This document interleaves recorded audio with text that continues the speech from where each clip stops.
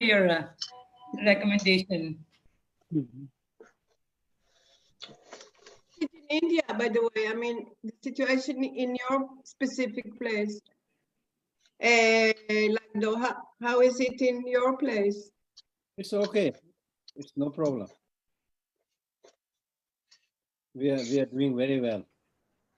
Mhm. Yeah, the problem is in the big cities.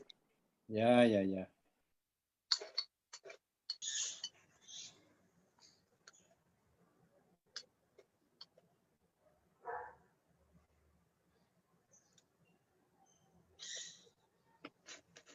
Gishla, Geshe-la. Ah, Namaskar.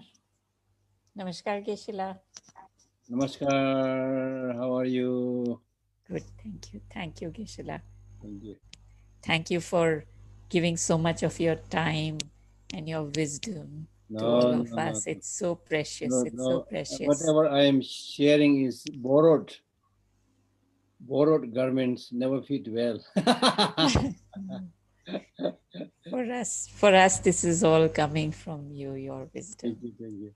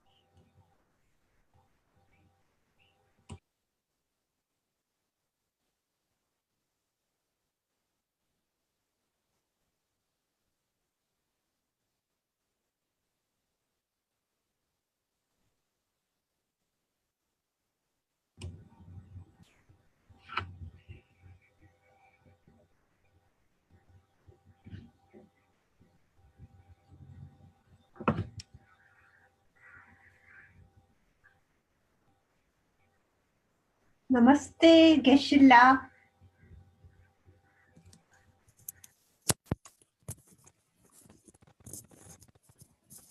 नमस्ते जी, कैसे हैं? बस ठीक हूँ. Very happy to be here to listen to your wonderful Oh, words of welcome, wisdom. welcome, welcome, welcome. Thank you. You are listening from where? Huh? You are muted. From Delhi. अच्छा अच्छा अच्छा, ठीक ठीक.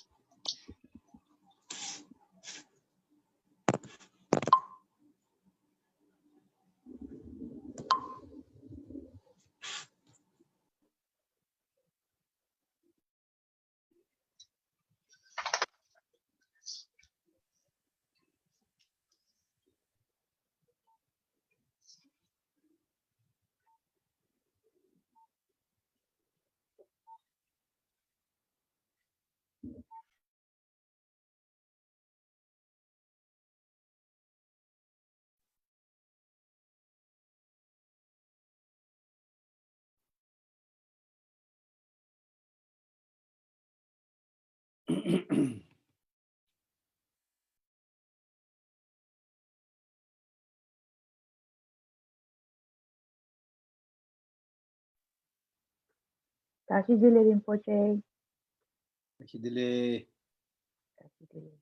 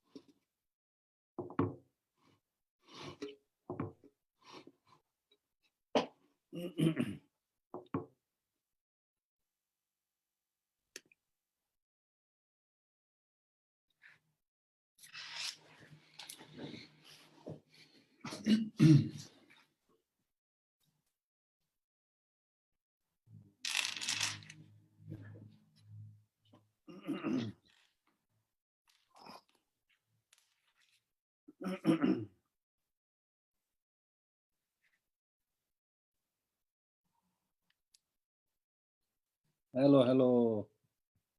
Igor, hello.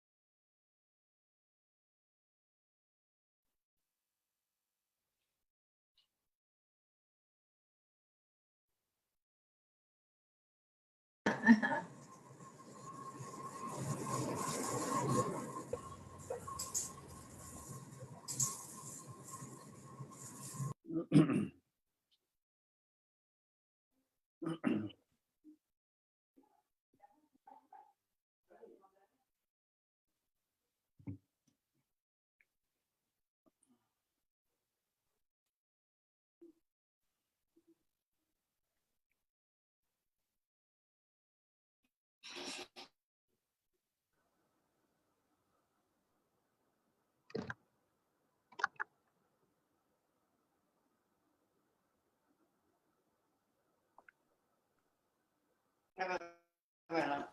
Je vais pas commencer.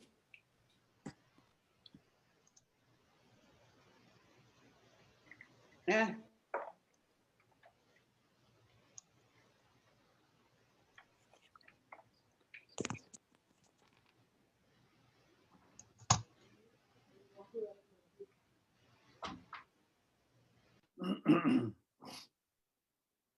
We did yesterday. Oh my god, it looks like a perfect circle of orange. I know.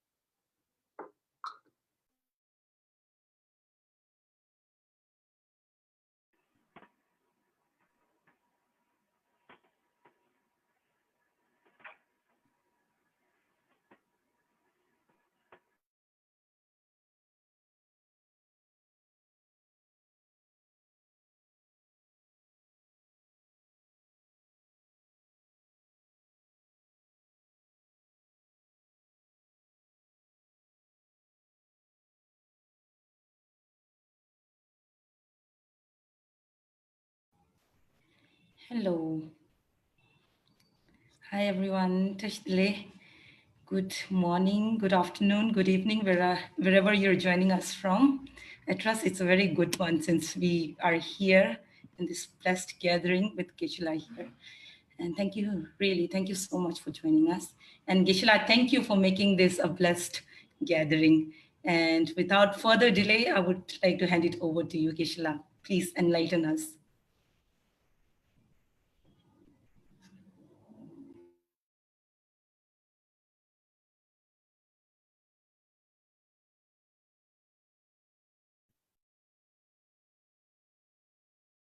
So my greetings or FURHHDL to everybody. The Tibetan word FURHHDL means may there be auspiciousness and well-being and happiness.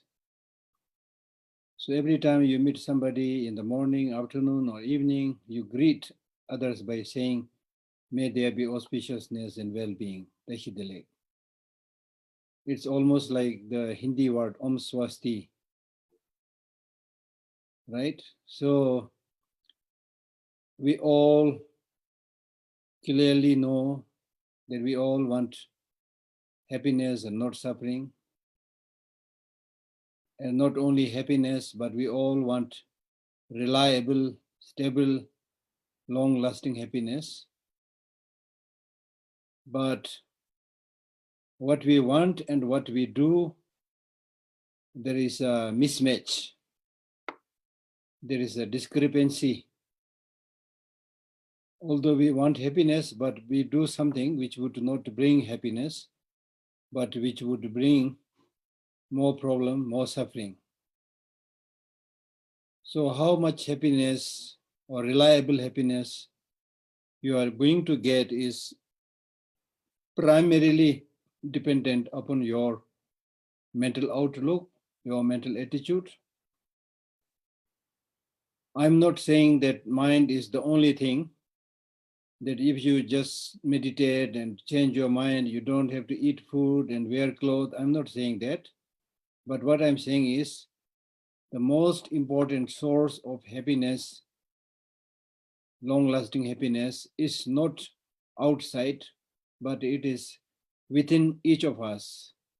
It has to be obtained from within, from the mind of each of us. So this is extremely important to know for anybody who wants long-lasting happiness. This point must be noted down, because there is so much temptation, so much distraction outside, especially in today's world, that we easily become a victim to the marvels or attractions, seemingly, good kind of attractions. As I have mentioned earlier, that we are all running hither and thither, not only human beings, but ants and birds and everybody running and flying. So if you ask this pertinent question, why everybody is moving, why everybody is running, we are all sentient beings are moving, running in search of peace, in search of stability, in search of security. But as I said, most of the time we fail to get that long-lasting happiness and security because we are searching in the wrong place. So it is important to make it a point that if you really, really want long-lasting happiness, if you're not just talking, but if you want long-lasting happiness, then the real source is from within oneself. That means from one's mind. What kind of mind? A mind which is able to see the reality in its many forms, be it the reality of impermanence, be it the reality of suffering, be it the reality of interdependent origination. So there are many levels and facets of reality. We must accept those reality and adapt our life in accordance with the reality. Death is imminent for all of us, but ordinarily we don't want to talk about death. Even in the so-called many developed countries, the graves, even these days now people even don't, it's difficult to see people dying because they all die in air-conditioned hospitals where visitors are normally not easily allowed. And then the dead body is also disposed in a place a little bit away from the city and town, so that we are not able to see the reality. There's nothing to be scared about death and other problems in life. All this must be understood and recognized, because these are, as I said the other day, these are like the day and night. We need both daylight and also night. Both has its own benefit. So we need to understand the reality in its many forms and many aspects. The more you're able to understand this reality, the more you are prepared for the eventuality when these problems, difficulties, including death comes. You don't get scared. You accept it as a part of life, just like you don't get scared when the night falls. In fact, you will look forward to the night because that is the time for you to sleep peacefully. So like that, you see, both all of these many facets of these realities must be understood. It's really, really important to understand the reality and not to develop unnecessary worry, unnecessary stress, unnecessary fear. Much of the so-called suffering that we experience in our ordinary life is unnecessary suffering, unnecessary problem, unnecessary in two senses. Number one, they are not necessary in the sense, because just like Buddha, if you have understood the causes of suffering and have avoided the causes of suffering, you will not have to experience these sufferings. Because we don't do that, therefore you are suffering. So in that sense, you are suffering unnecessarily. Then also because of your lack of proper insight into the many facets of reality, and because of that, when things don't function as you want, of course, then the law of nature doesn't flow. The events don't change according to your wish. They change according to the law of nature. So you need to understand the law of nature, and without understanding that rhythm, the law of nature, when drastic changes happen, you get scared, you develop fear that I might die, or even I might have to move to some other place, what will happen to me? You just come up with so many unnecessary doubts and suspicions, which are not at all realistic, which is not going to help you. So therefore it is important to develop a realistic point of view, and especially with the understanding of impermanence, which is one of the core teachings of the Buddha. Impermanence basically means changing. And the change that is taking place, whether it is yourself or what is outside of you, the change that is taking place is, the speed of that change is unbelievable. Unbelievable. Right? It is said that in the case of human life, after every 7 years, the brain and the cells and everything that you have undergoes complete change after 7 years. You are totally a different person in that sense, right? So that kind of change takes place because in our daily life, in every moment of our life, changes are taking place. So those major changes doesn't take place at one go. Like for example, aging also. Aging doesn't become overnight. It is not the case that you are, 20 years young man and go to bed, tomorrow morning you wake up as an old man. It doesn't happen like that. Aging comes right from the second moment of the birth. Aging has started, right? So therefore it is important to understand this subtle process of changes and adjust your life in accordance with the changes. Understand the nature of change and don't get frightened. Change is not necessarily bad. For example, when we explain impermanence and change, we do give the example of death, but that is not only the example. The other, more cheerful, examples are like, it is because of this change we get the flexibility. It is because of this change we are able to achieve enlightenment. It is because of this change we can remove the negative emotions and cultivate positive emotions. If there's no change, then it is the way things are. There's nothing we can do. We cry, we shout, whatever we do, but nothing can happen. But thank God that it's not like that. If you make an effort in accordance with the law of nature, you can change, you can become better. Now there was a time, according to the classical physics, they used to say that when you grow older, your brain then becomes hardened, and you suffer from dementia, the old man's disease. And but now the modern science, they are talking about neuroplasticity, meaning that even if you're an elderly person, but if you make an attempt and do your meditation training all the time, the brains become flexible, plasticity. And this is exactly what has been taught in Buddhism for a long, long time. The one thing that is really wonderful is your mind can change all the time, irrespective of your age. But that change is, of course, easier when your mind is more fresh, brain is more fresh, much younger. But so therefore, when you do Dharma practice, it is encouraged to do Dharma practice even you are relatively young. And then with that young age, if you get habituated with this practice for a long time, then even when you become, old, it is not difficult to do that practice. I have myself seen both of the tutors of His Holiness Dalai Lama at a very high age. I've seen them, and I can see their radiance. I can see their eloquence when they give the teaching. And now look at His Holiness Dalai Lama, who is the living example. Now he's 87. And when he gives the teaching, he's really like his mind is fresh and he's laughing and smiling, So these are the products, evident products of sustained practice. So we can all do that, all do it. So that's what I want to say before reading the text, number one. Number two, there are some people who think that if I live a long, long life, then there is a meaning in human life.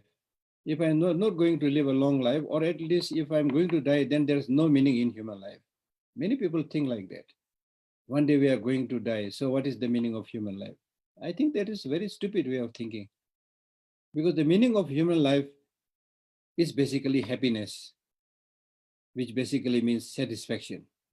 So therefore, in each and every day, in each and every month, or each and every day of your life, if you live your life in such a way, said that you do something good, which is beneficial to others, which makes other people happy, then you are making each and every hour, every moment, your life meaningful. And life is nothing but, the time that we spend every day. And if you misspend, wrongly, use your life for one day, then 1 day of your life you have missed, you have misused. So therefore, every day you should be happy. And there are many reasons to be happy.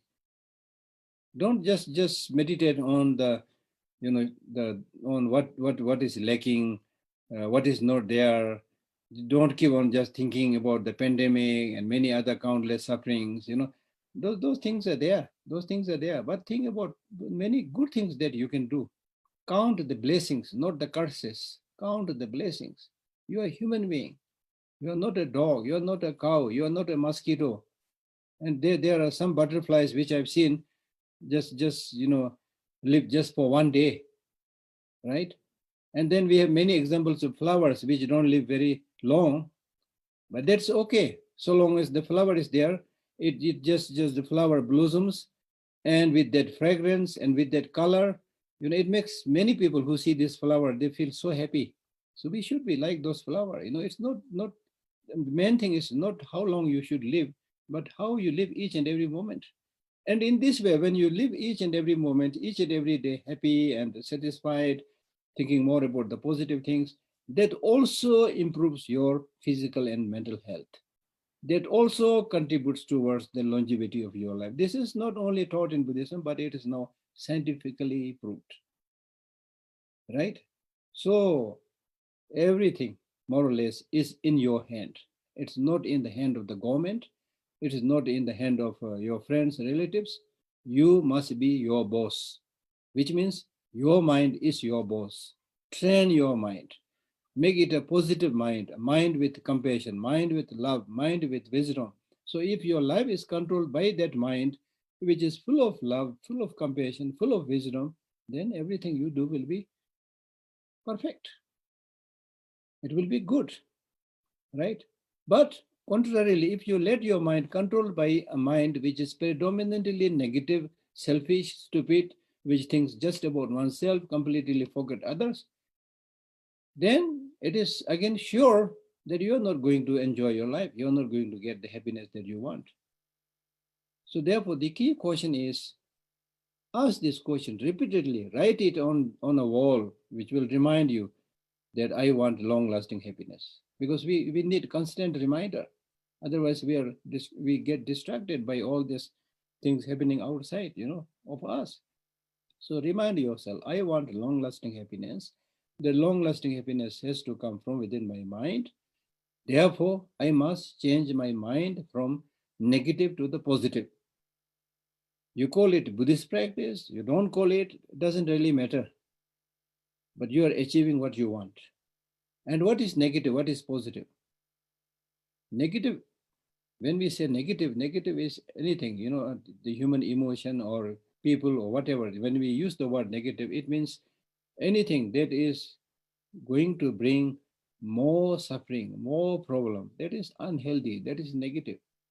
Anything that is going to bring you more peace, more happiness, then that is positive. So now therefore compare like anger and patience. Which one do you think will bring you more happiness? Which one will bring you more suffering? You don't have to, you can read Buddhist texts and other literatures, but the most important thing is use your human brain and see which one will bring you more happiness in your life, anger or patience, for example, right? Based on your life's experience. In your life, just like anybody, we all have, experienced anger many times. It is 100% sure. I don't think there will be anybody who never got angry. Very rare phenomena. So we have that experience. So recall, what have you done on those moments when you get angry? And also recall those moments, what did you experience when you were patient, when you were calm? So from that you can learn. From that you can develop the conviction, which one is really good to me and which one is really unhealthy and bad to me. So through that kind of, not only listening to the teaching, but through this kind of personal life's experience, now you should develop some conviction that these are good, I'm going to befriend these positive emotions. These are not good, I'm going to distance myself from negative emotions. It's not easy for us to, at one go, to banish all the negative emotions and at one go develop all the positive emotions. That is not possible. But through repeated conviction, practice, habituation, it is 100% sure that you can reduce these negative emotions, increase these positive emotions. And once you are able to do that, it is really not so important how many times you visit a temple. The temple, the real temple, is now you have cultivated within your mind. Because if you look carefully, all the teachings, the major religious traditions of the world, they talk about love. They talk about practice of patience and things like that, right? So we all need peace, we all need calmness. So that can be cultivated through one's own individual effort, and not, we cannot get it just like somebody giving you the injection of compassion or injection of loving kindness.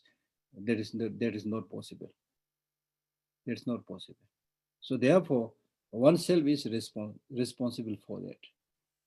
With this experience of pandemic also, it is not, the virus is clearly telling all of us that all this, unhealthy outcomes that you are experiencing today from COVID-19 is because of unhealthy human behavior. Not only this pandemic, but it is said many of the diseases and infections and epidemics or pandemics that we've experienced for so many years, primarily almost like 65% of those human problems come because of our unhealthy relation with the environment and unhealthy relation with the animals. So look at that. Look at that. Because unfortunately, human beings have tended to think, because of this big brain and human intelligence, now we have started thinking that we are the boss of the universe, and the others are only to be mistreated, consumed just for money, And it is because of this. The habitats of all these animals are destroyed. They're killed for meat, for skin, for medicines, right? And in some places, even for this COVID-19, they have started, extracting the bile from the bear. And this bear, some of this bear, they are imprisoned for 30-40 years, and almost on a daily basis taking out that bile from that bear. And many of this bear, they suffer from cancer, they become blind, and horrible stories are there. If we just look, whether it is the wet market, what is being done in the wet market, or whether it's the animal farm, horrible situation. And we are experiencing, we are getting the result of what we are doing. So we need to change our habit, minimize this distraction. You see, it's really, really important for our own well-being, even if you don't have love and compassion for other animals, but at least even for your own well-being. But we are so short-sighted, so narrow-minded, unfortunately, that we don't think beyond our own selfish, fulfillment. So that is the result of what we are seeing today. And now some of the scientists have started asking the question, how long human beings are going to live on this planet? Because according to Darwin's, teaching of evolution, those beings who are able to adapt to the change can survive. So human beings, are we able to adapt to the changing situation? Are we able to adapt with the needs of the environment? So it's a big question, which we all need to ask. So to make a long story short, what I'm really saying is, unless we develop love and compassion and maintain a harmonious, healthy relation with other human beings, other animals, environment, and so forth, now many scientists, they are warning that a worst pandemic can come. And actually warnings have been given earlier also. Before COVID-19, we had MERS and SARS, and then from the animal farming, we have all this, bird flu and mad cow disease, and so many things we had,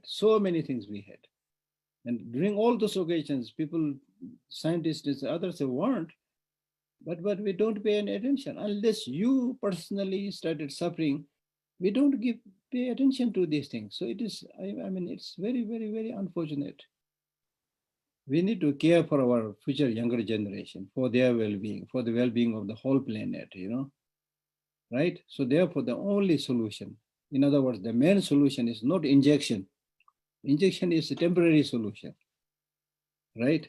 The long-term solution is, with our human, changed positive behavior, how can we heal the planet? How can we heal the environment? How can we heal the, the globe, the earth? And how can we maintain positive relationship with each other, right? So this is a big issue. Really big issue. And it is because of this, when you elect a leader also, you need to be very, very careful. Look at some of the leaders we have in the world today, unfortunately. So I don't want to go long there, but for the wise people, it is just a hint is enough, so I'm just giving you the hint. So therefore, at the end of the day, what I'm really saying is, at the end of the day, whether you like it or not, unless we change our attitude, unless we change our behavior, we are not going to get long-lasting happiness and peace, right? And once you develop these internal qualities, then even if there's a lot of unhealthy problems, difficulties, still you will be able to deal with these problems. Still you will be able to remain fearless and stable, and not only you can maintain that tranquility and peace, you can also be able to help many, many others, right? So therefore, much is dependent upon how we do, how we live. So therefore, these Buddhist teachings are not for talking primarily, but they are primarily for practicing. Unless we practice, it is like reading the medical prescription and not eating the medicine, right?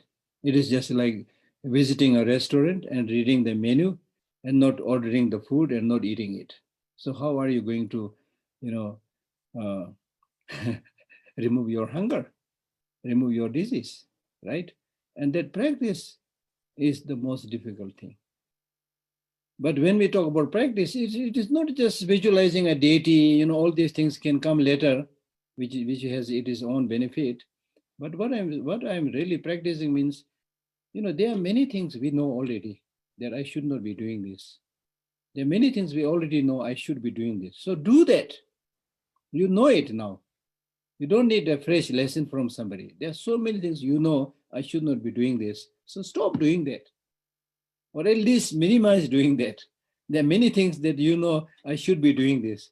So start doing that. As I said the other day, even if you make great development in one practice, like the development of compassion, you will already excel. You'll already change. You'll already change just by developing one quality like love to other sentient beings, compassion to other sentient beings.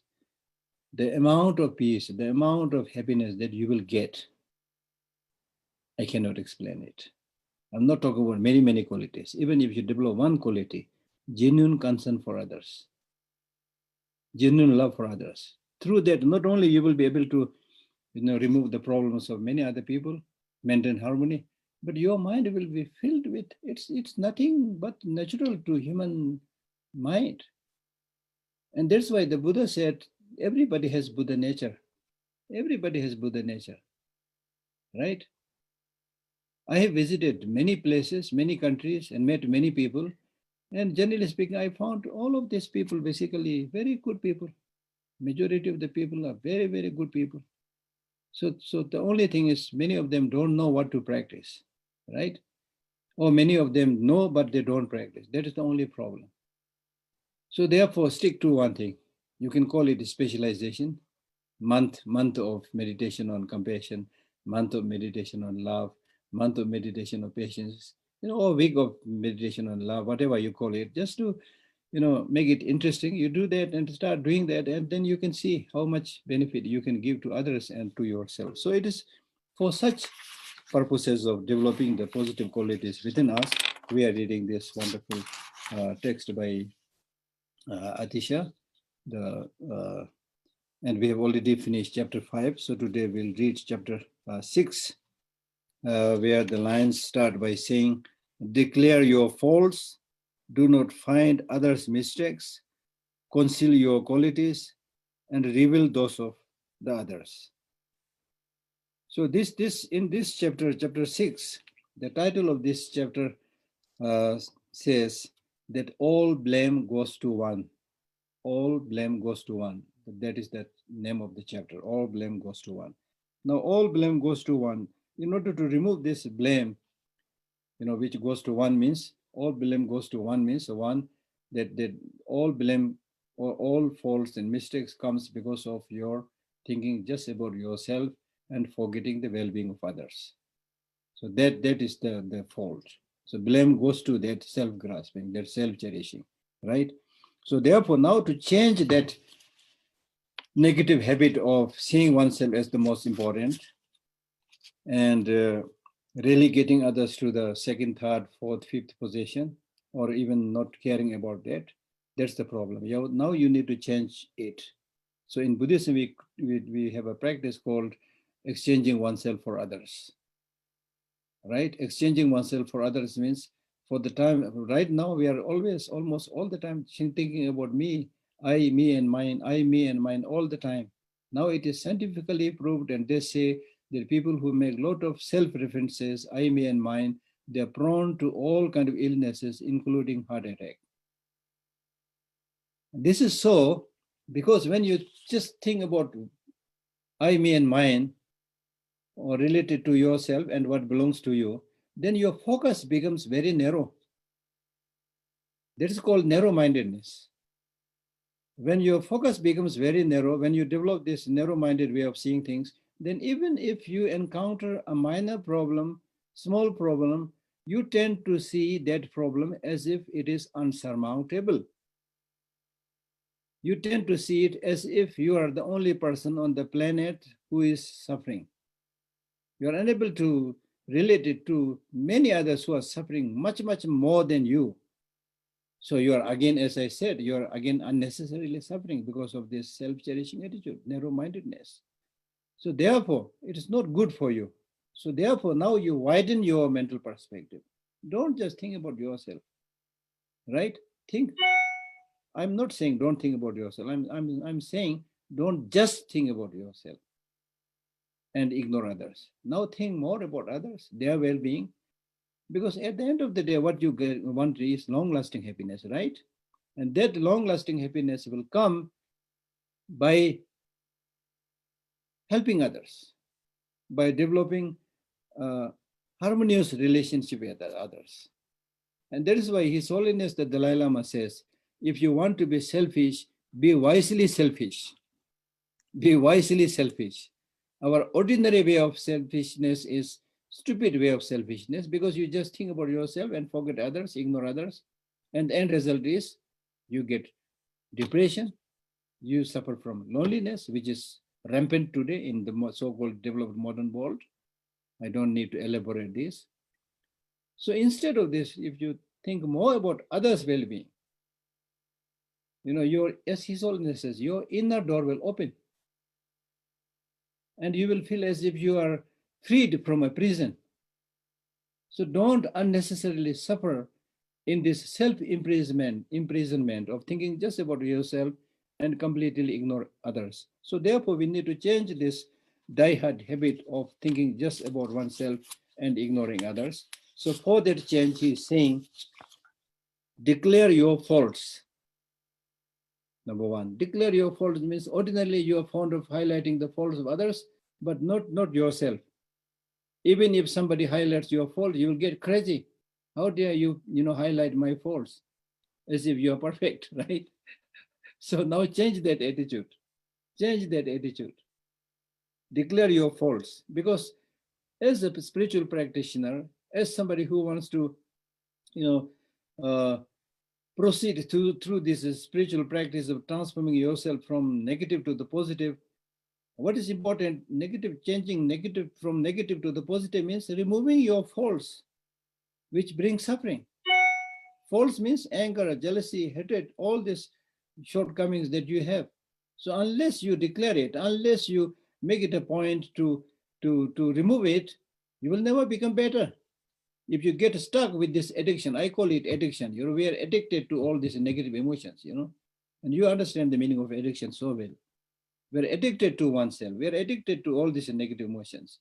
So unless you remove that addiction, you cannot be free. You cannot be free. So if you want to be free, you need to get rid of these addictions. So declare your faults. That's your main duty. Do not find others' mistakes. Others, he's not saying others have no mistakes, just like use yourself. They also have faults, they also have mistakes. But your main job is to find your faults and remove it. It is not your main duty to highlight the faults of others. Now, this statement is very pertinent because ordinarily, as I said earlier, we are very fond of highlighting the faults of others, but we are fond of hiding our own fault as if we are very good, perfect. The way I wear my clothes is perfect. The way I comb my hair is perfect. The way I speak is perfect. And normally, if I ask you the question, is anger good or bad? Normally, people say it's bad. But when you yourself get angry, then again you try to justify it. Yes, anger is in general bad, but I have a reason to get angry. So this is how you try to defend everything that you have, including the faults, shortcomings. So that's why we never improve, right? So therefore, do not find others' mistakes, right? Conceal your qualities. And similarly, if you have some good qualities, physical good qualities, mental good qualities, you are very fond of displaying it, right? Proclaiming it, declaring it. Look, I did this. I'm clever. I did this. I got my PhD. I'm the best one in the, in the sport. Look how nice I look. Look at this, my jacket. How wonderful it is. Things like that. You're very fond of displaying it. So here it says that is not very good. What is important is conceal your qualities. Don't brag. Don't brag. Don't talk so highly about your minimum small qualities. Conceal it. Inside, you should have all these wonderful qualities, which is always helping you. As I said the other day in the Tibetan Buddhist tradition, they say your qualities should be like a burning butter lamp in a pot. So if there is a burning butter lamp in the pot, inside the pot, it's full of light, full of illumination, full of peace, full of tranquility, but you will hardly see that light outside, right? Of course, the light should help others, But here in this context, what it's saying is don't make a show of it. Don't display it unnecessarily, right? Conceal your qualities and reveal those of the others. And when you see good things done by others, then you should like pat the back of that person and say, how wonderful, you've done this, so good. And this also normally we don't do, right? When we see some other people getting a good salary, much higher than you, instead of rejoicing, you might get jealousy, saying, how come that he's getting such a,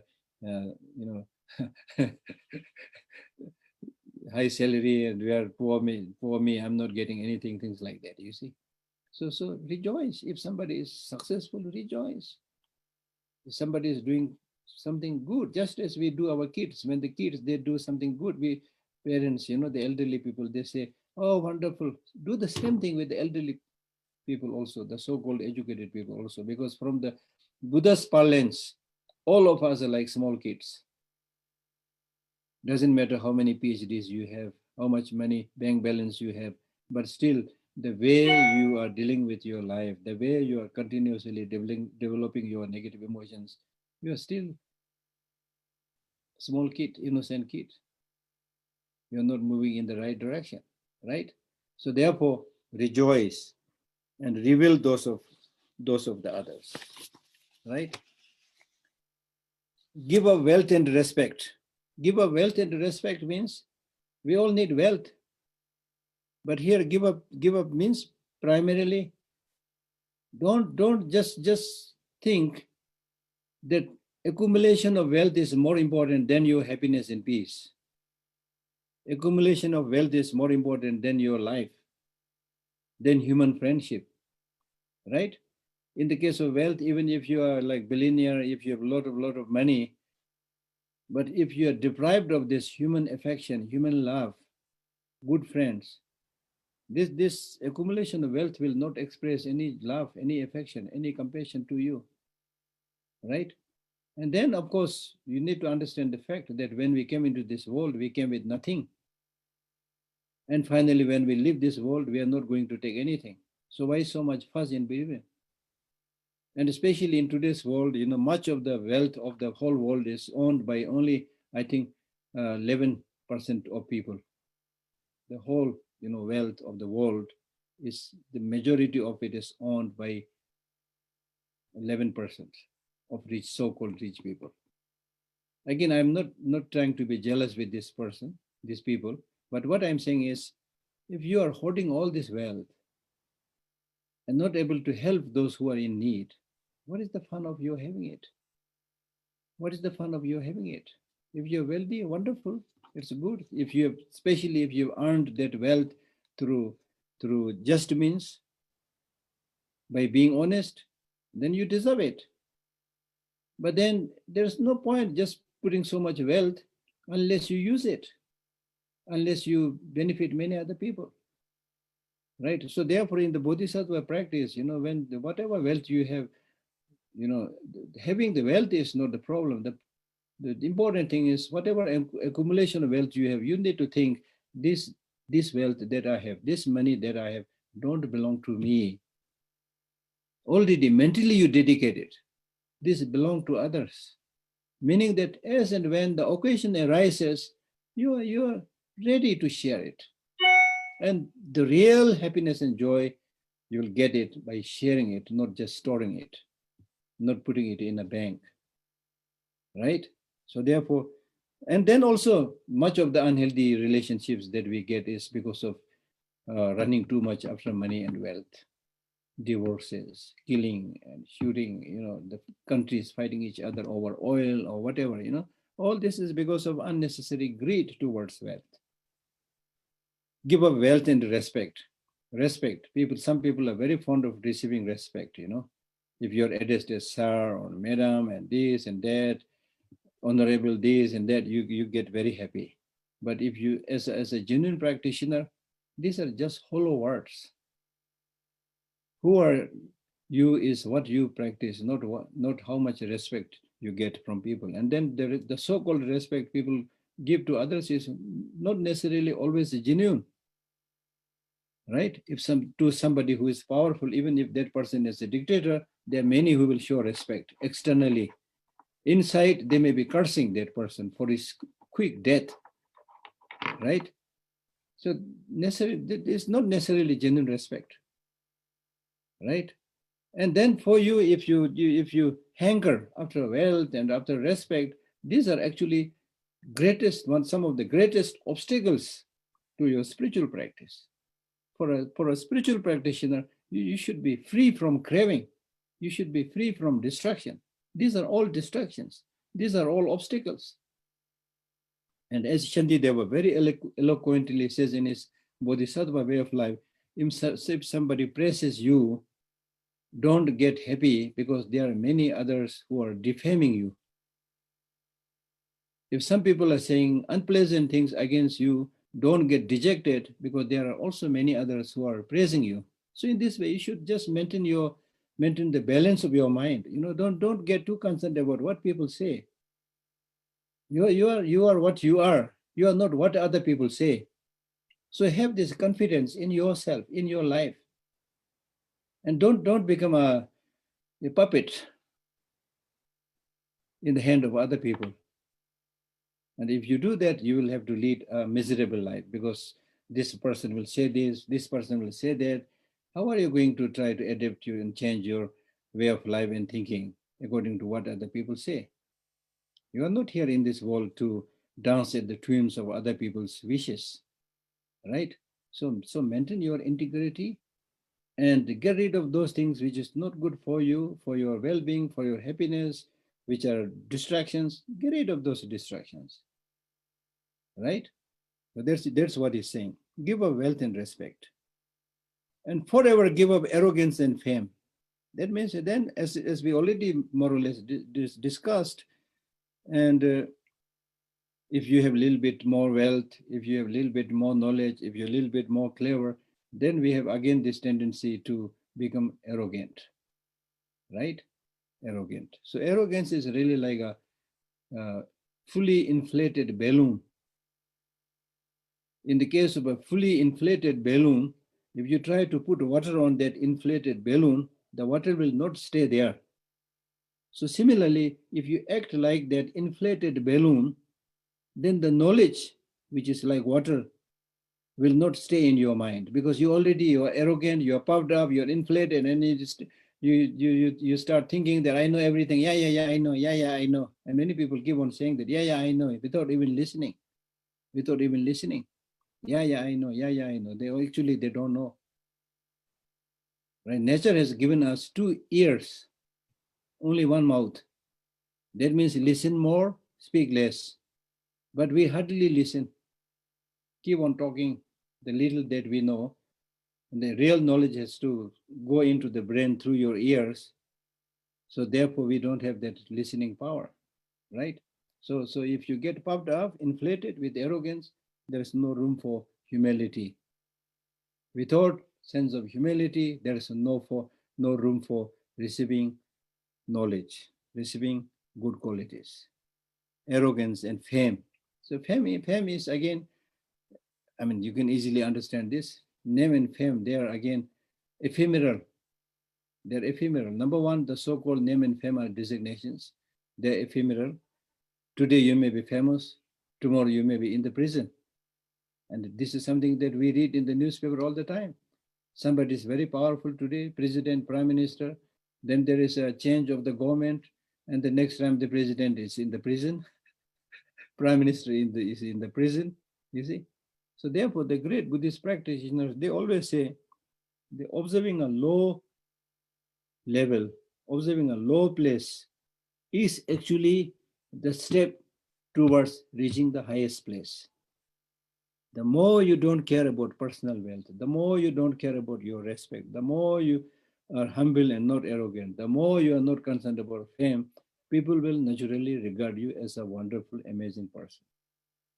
It is so funny that many of these people who are dying to get their name and fame don't understand this basic qualities that is really needed to become famous and to become to get their respect. We don't do that. We just try to get respect by money or force, things like that, and which doesn't work in the long run.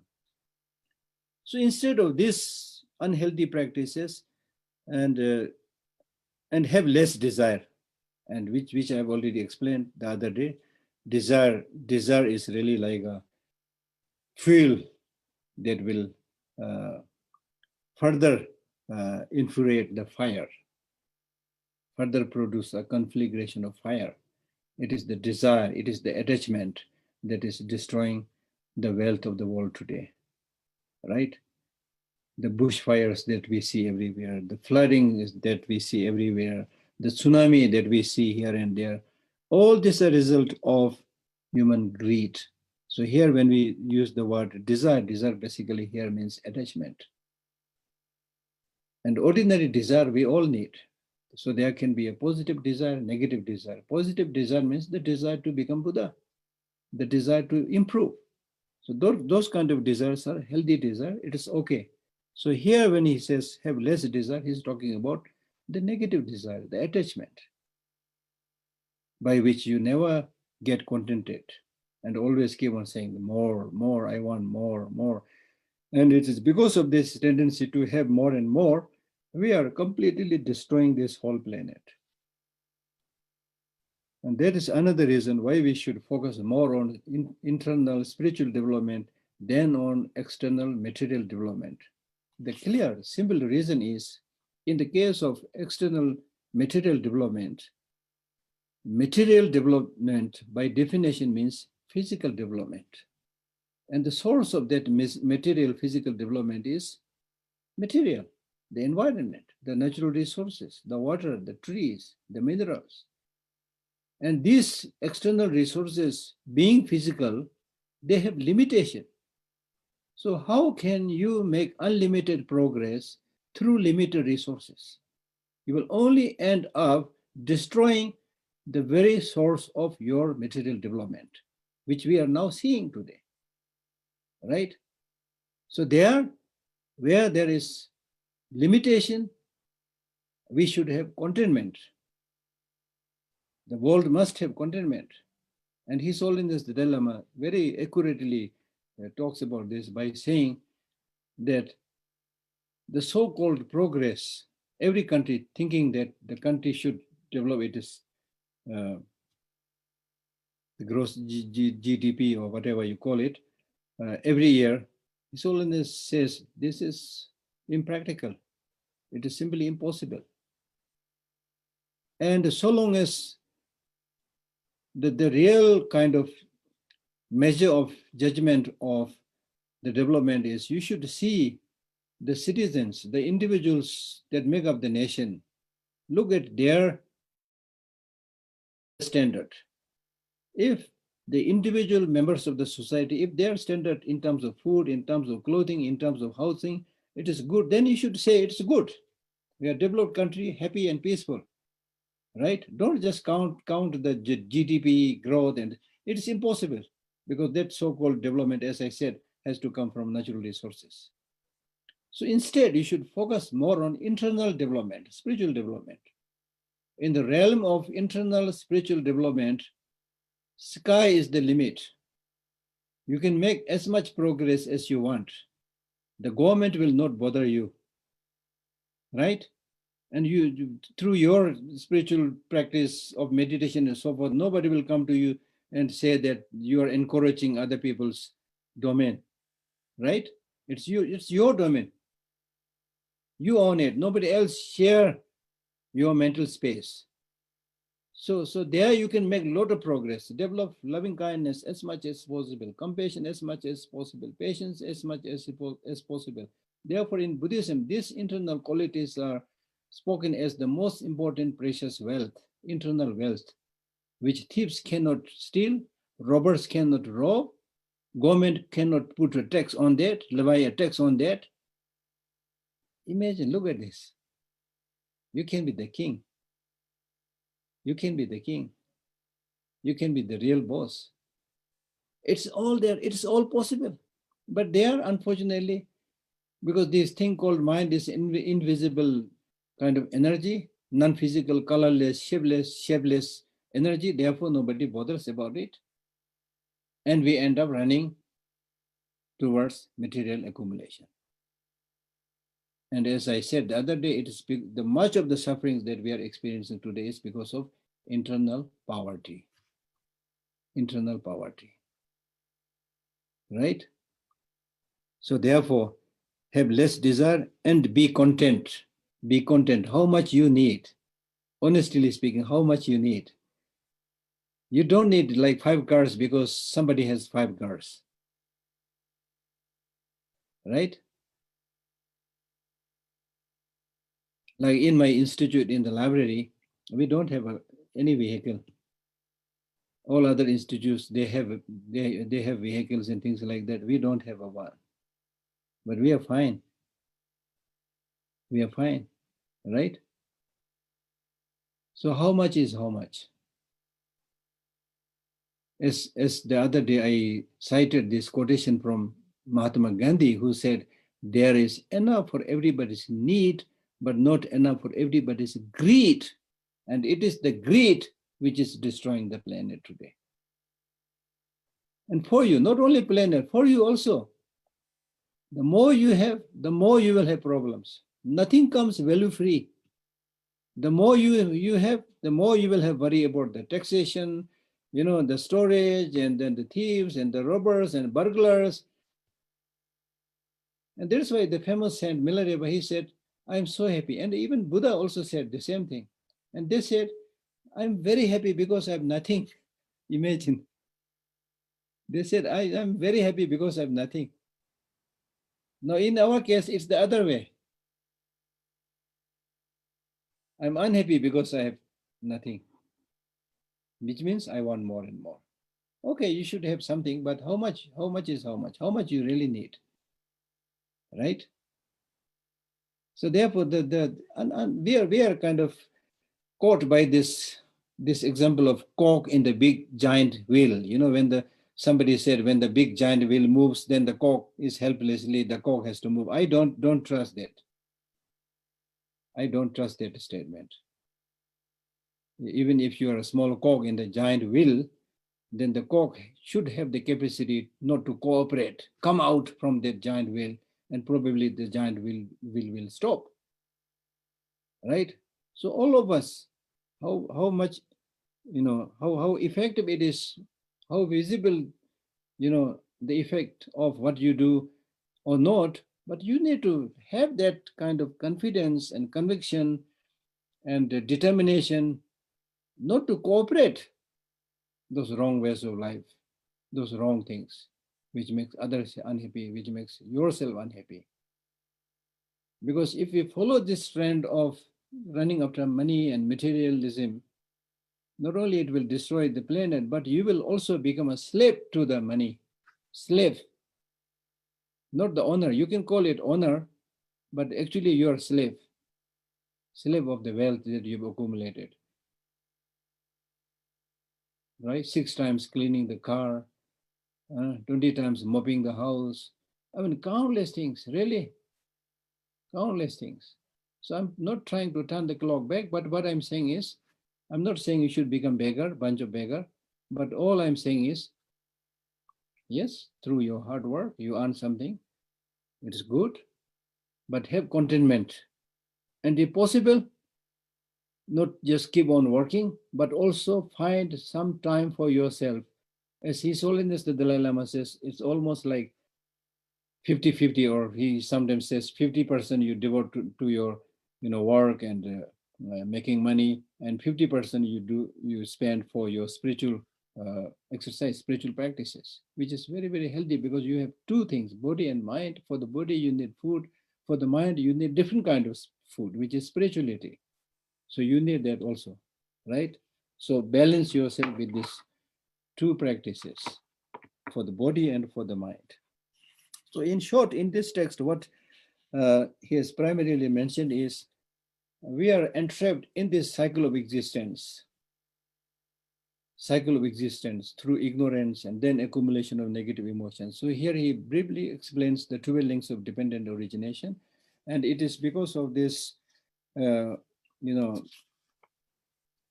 getting stuck in the cycle of the 12 links of dependent origination, which is primarily rooted in the self-grasping. seeing things as having inherent independent existence. Therefore, we are having these countless problems. So therefore, we need to cut this chain of cycle of existences whose root is ignorance.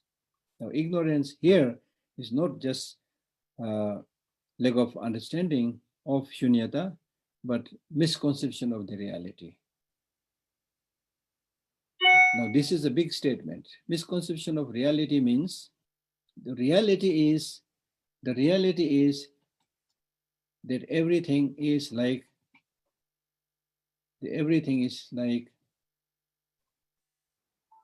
as is explained somewhere in some other text.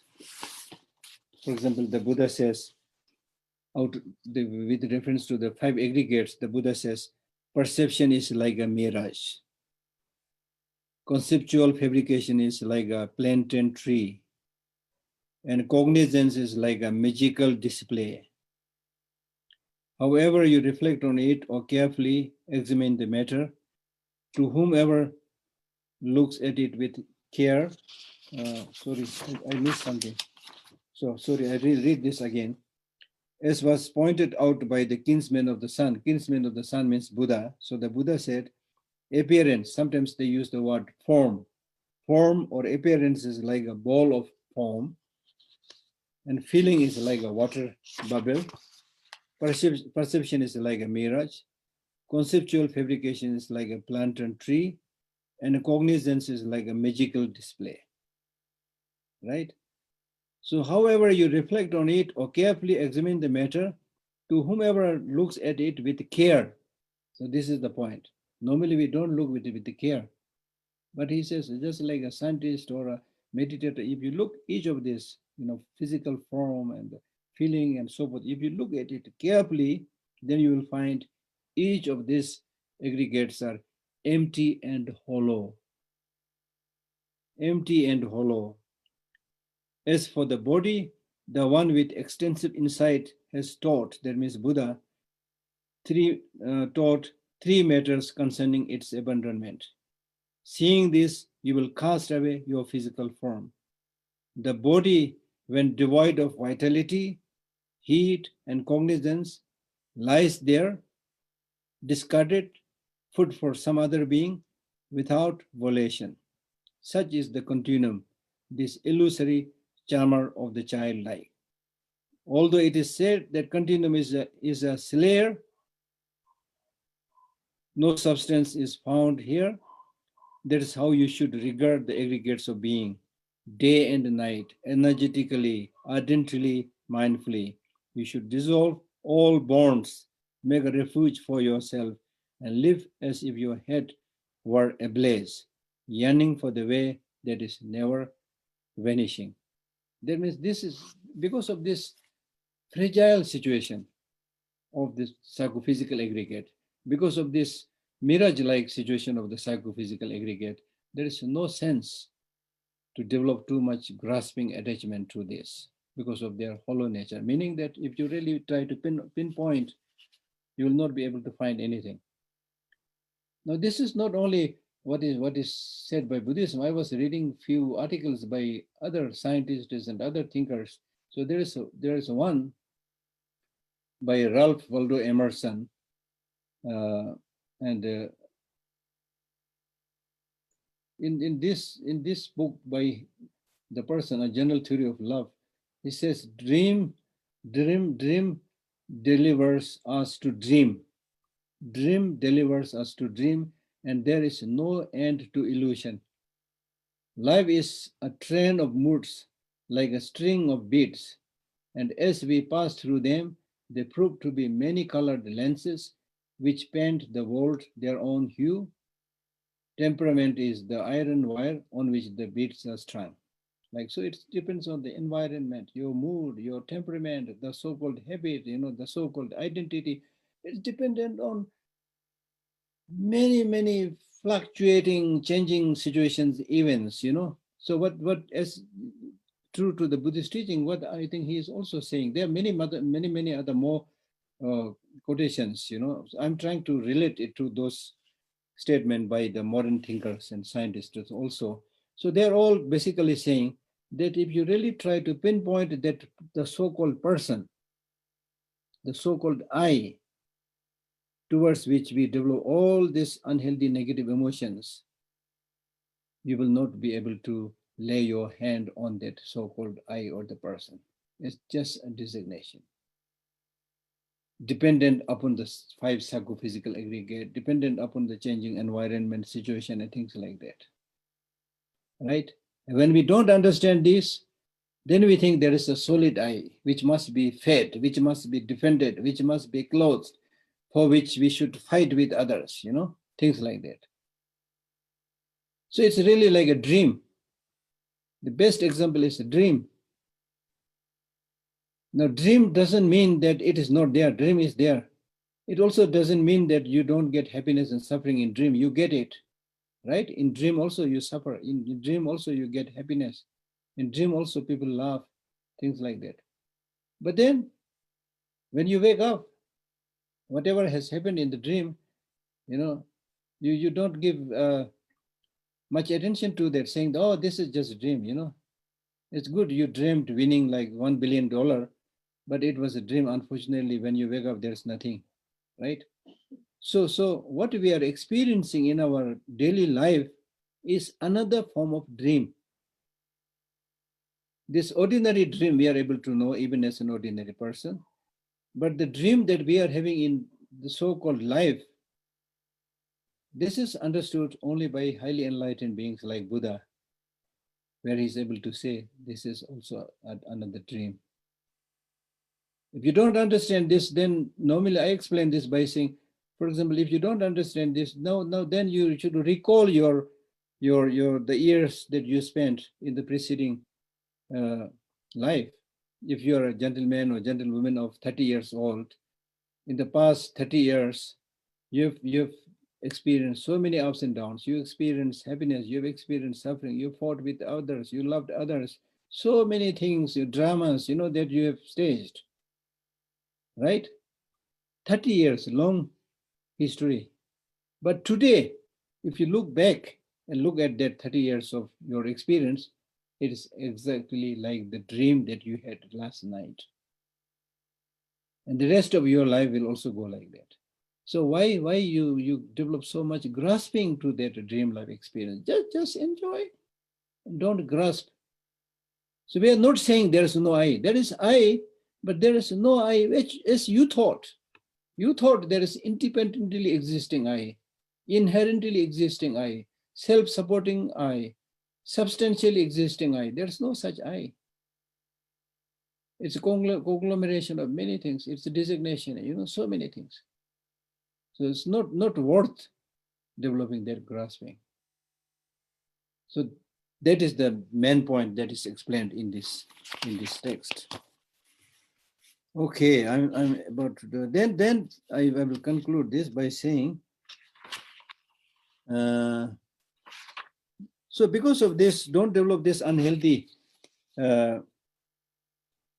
qualities like excessive attachment to wealth, respect, fame, things like that. But instead, you should have less desire, be content, and repay deeds of kindness. Repay deeds of kindness. In the West, also, people today talk so much about the importance of gratitude. So it's more or less something like that. Whoever does even a minor, small thing, be thankful. Be thankful to the planet. Be thankful to the people, whether you know them or not know them. You are surviving due to the direct and indirect, work of many of these people on this planet. So therefore, remember their kindness. And then especially, of course, the kindness of here, he talks about the kindness of your Lama, who shows you the path, who gives you the teaching.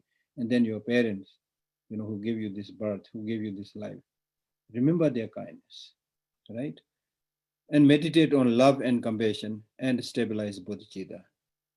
And this I have explained earlier, that the one of the most important cause for becoming Buddha or enlightenment is bodhicitta, which is basically a wish to become Buddha for the benefit of all sentient beings. And in order to develop that bodhicitta, you need to develop compassion, which wishes that others are without suffering. In order to develop that compassion, you need to first develop loving kindness, where you're able to see others very close to your heart, where you're able to think that may they meet with happiness, right? So these are the practices that one must to do. Okay, so I think I have finished the title and also finished the time also finished. So I stop here. If there are any questions, please, I welcome the questions. So, Gishla, Natasha says she has 2 questions from your Russian students watching from Russia on YouTube. So I'll let her Yes. first. Yeah, Natasha. Yes, Gisela, so we're so pleased to listen to you. We have 60 plus students listening to the Russian translation on YouTube. Unfortunately, they don't see you. They only hear Julia translating. So the questions they asked, first one, speaking of this idea of blaming yourself, not others, how to, if you do like this, how to avoid burning out? And the second part of this question, when you maintain, you keep your practice, how to not let other people to use you, to abuse you? Mm-hmm. So the answer is, when I say the blame goes to one, I'm not talking about the person. The blame goes to one means the self-grasping, the self-cherishing that one has within oneself, the blame goes to that. So it's not saying that you as a person is bad, negative, not like that. The self-grasping ignorance that you have, the blame goes to that one, right? The blame goes to one means primarily that one, not the person. The self-grasping, the ignorance, because it is from that self-grasping ignorance, all other negative emotions and sufferings arise. So therefore, the real enemy, the core enemy is that self-grasping. So blame goes to that self-grasping. That's the thing. Then second, when you practice, in Buddhism, we say there should be a fine balance of development of the head and the heart. That means development of loving kindness, compassion on the one hand, and also development of wisdom, okay? Which primarily means it's important to develop love and compassion, but love and compassion and bodhichitta are not developed without any understanding. They must be developed with a precise understanding why I should develop these qualities and how I should maintain this and how through this practice I should become strong and not weak, right? So therefore this, practices on the side of the method or skillful means, as we call it, must be supported by head or wisdom. So with that head and wisdom, you will be able to remain kind and compassionate to others, but will not become a doormat of other people, right? Because you have that wisdom, right? If you don't have that wisdom, then you are right. If you in the name of practicing love and compassion, you become humble, you become weak, and then people will bully you, they will exploit you, they will take advantage of you. No, there's a great misunderstanding. Yesterday I was giving a similar talk to the Tibetan teachers. And there also I mentioned this very clearly, that once you develop this, in the case of practice, for example, non-violence, we say that non-violence is not absence of violence, but active practice of compassion, meaning that practice of non-violence is developed based on proper understanding of why we need to develop that compassionate attitude, why we need to develop that non-violent way of life, based on proper understanding. So the main point that I'm making is the genuine, not the facsimile practice, the genuine development of compassion and love makes you the strongest person, make you a strong person, not a weak person.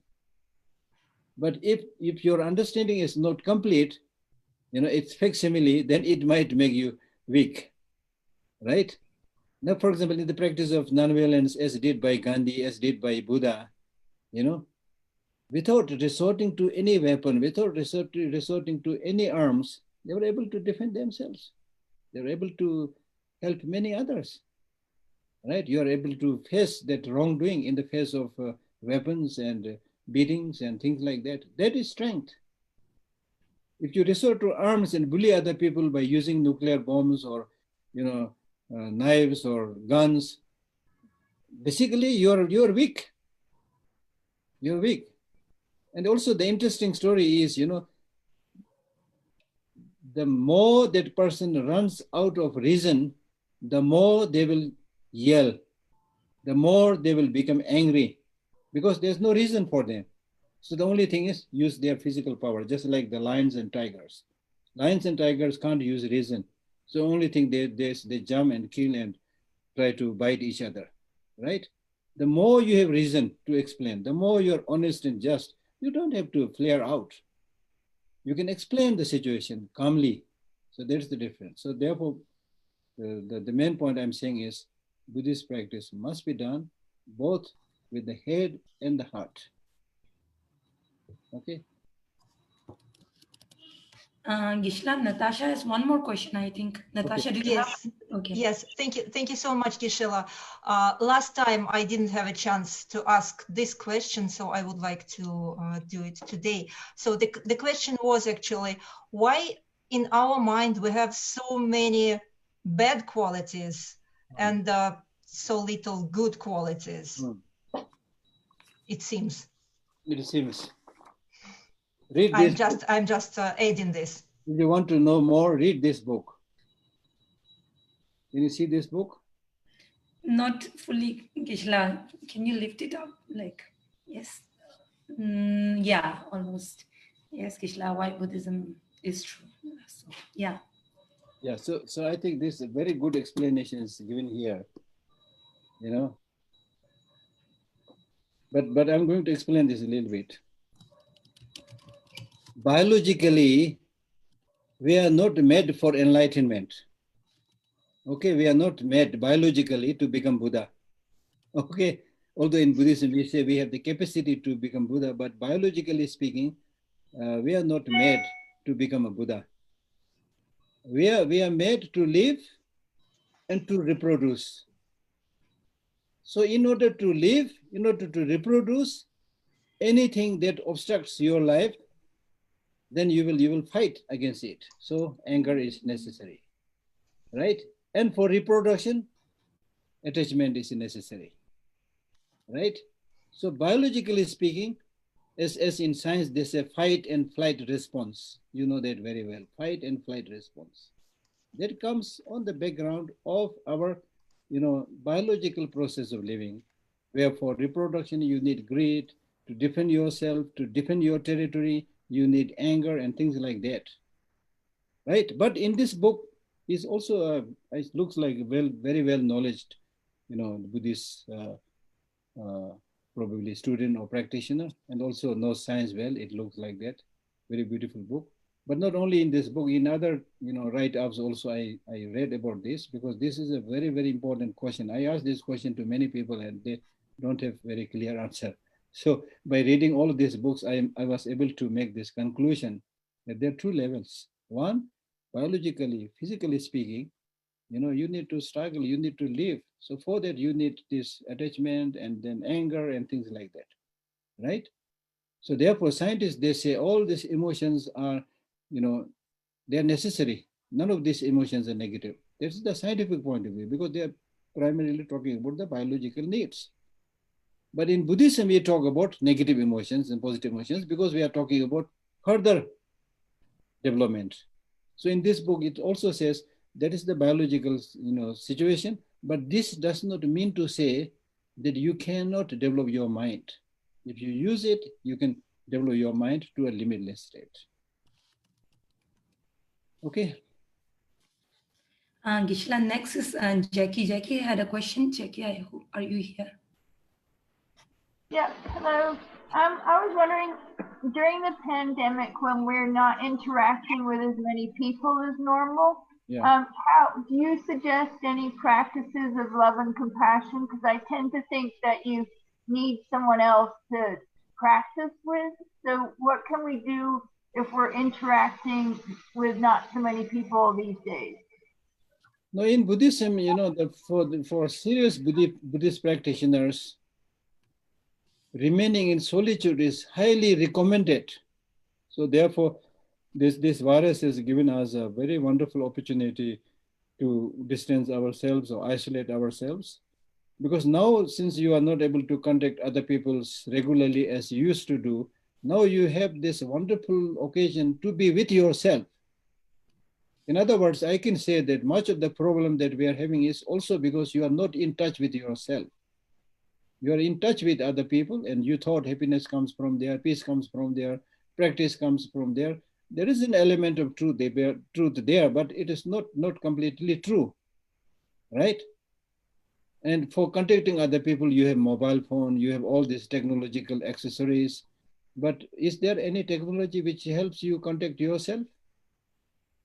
The only way to keep in touch with yourself is your personal practice through meditation, loving kindness, and so forth. And that is possible when you are less free from, distractions, from obstacles. And that is possible when you remain in isolation, remain in solitude.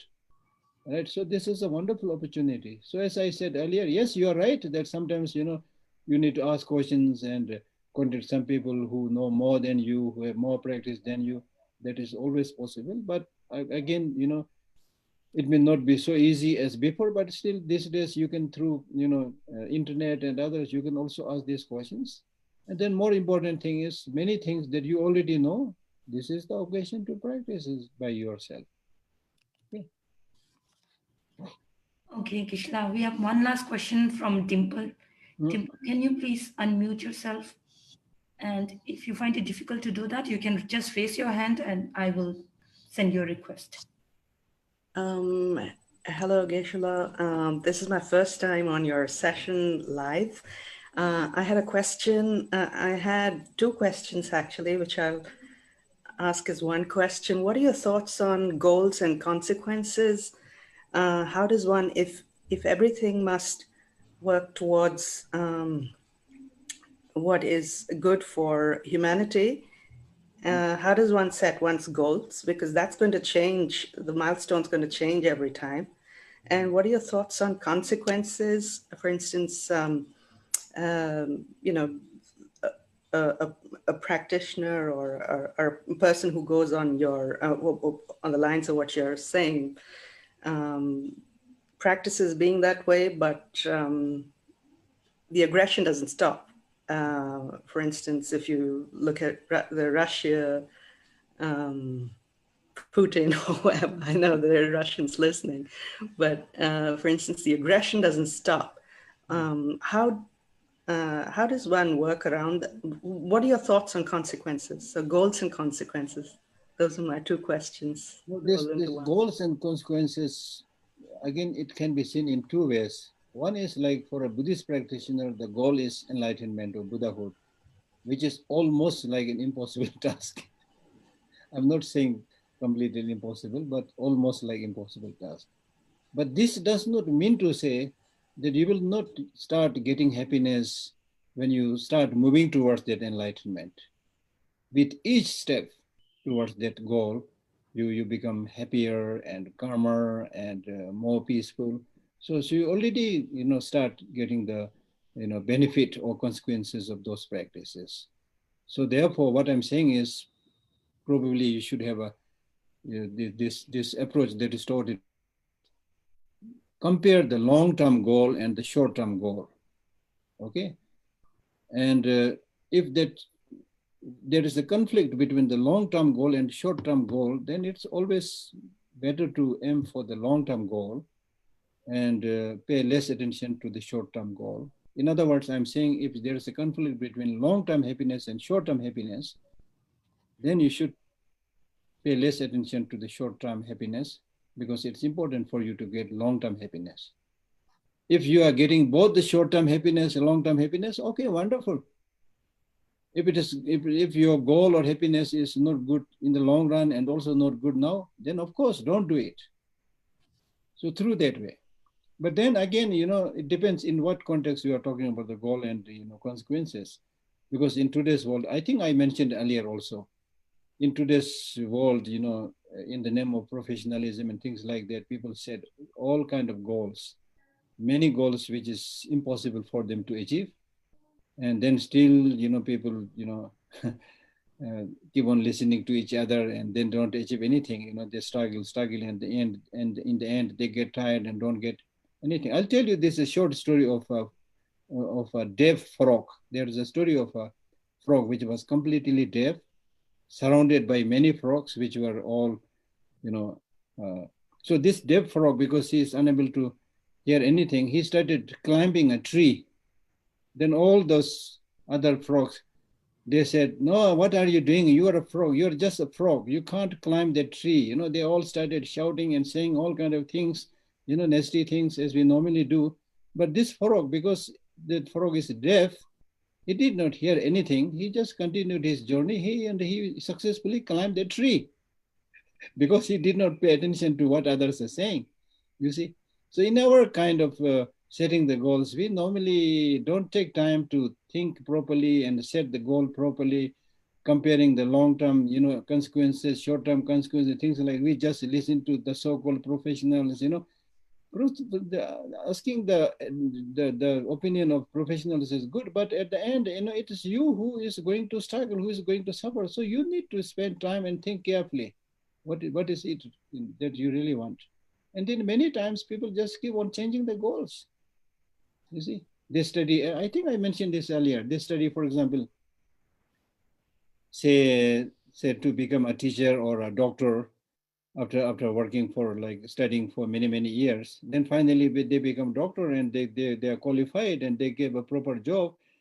This is a result of having worked for 10, 15, 20 years. But then suddenly, I'm not enjoying this work of the doctor. I must change my goal and change my profession. You're already not very young now already. Then you again, pursue a study or, things like this. So in this way, you're just wasting your life. So what I'm saying is, yes, for your earning, you need some money and other things, but then it's also important to, settle down at certain level. Otherwise, you will never be reaching the goal. You will be only just aspiring and working and then die without achieving anything. So the main goal is to be happy. As I said the other day, meaning of education is human flourishment. You should flourish each and every day. And then with that flourishment or mental happiness, then you can pursue the goal which you should plan properly, think properly. Okay. Geshe, will you please take one more question from Susan? Sure. Do you still have the question? If you're here, you can unmute yourself. And yeah, thank you. It's not a question. I just wanted to share something with all of our friends as a part of my practice when I'm trying to work on declaring my faults. And so I say in my mind, if I hear myself judging somebody, for example, if I say that person is so judgmental or so mean or something, I always add the sentence, just like me. And when I do that, I can immediately feel the impact of my thought. And it helps me to remind myself I don't want to feel that thought. I don't want that in my practice. So I just wanted to share that as a practical way to keep the teaching going through the day. Wonderful. Thank you. Thank you, La.